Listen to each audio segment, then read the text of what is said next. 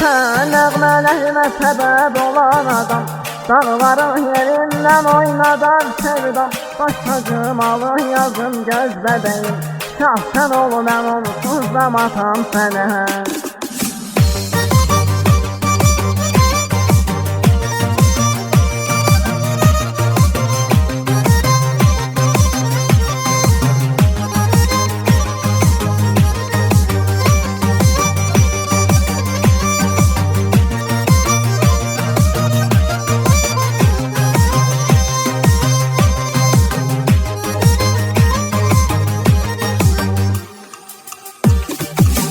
Yazılan hər sətirdə hecaların sən şahısan, eşqin ilə coşa gələn nəğmələrin başladısan.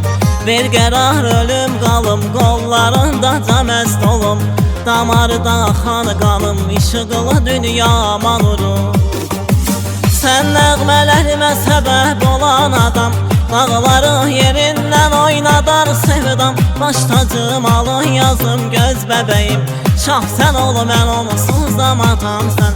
Sən nəğmələrimə səbəb olan adam, dağları yerindən oynadar sevdam. Baş tacım alın yazım göz bəbəyim, şahsən ol mən onsuzlam atam sənə.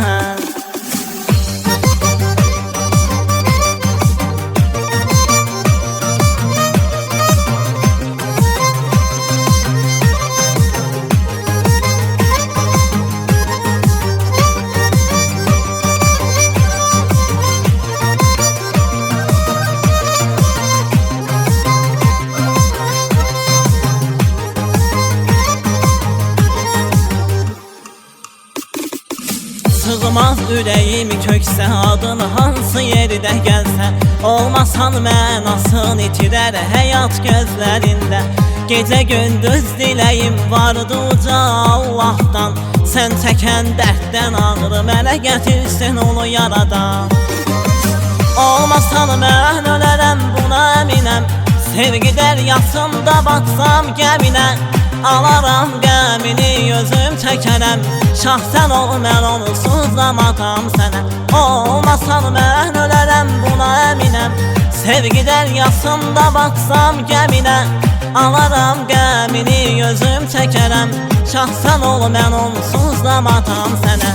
Sən nəğmələrimə səbəb olan adam, dağları yerindən oynadar sevdam. Baş tacım alın yazım göz bəbəyim, şahsən ol mən onsuzlam atam sənə.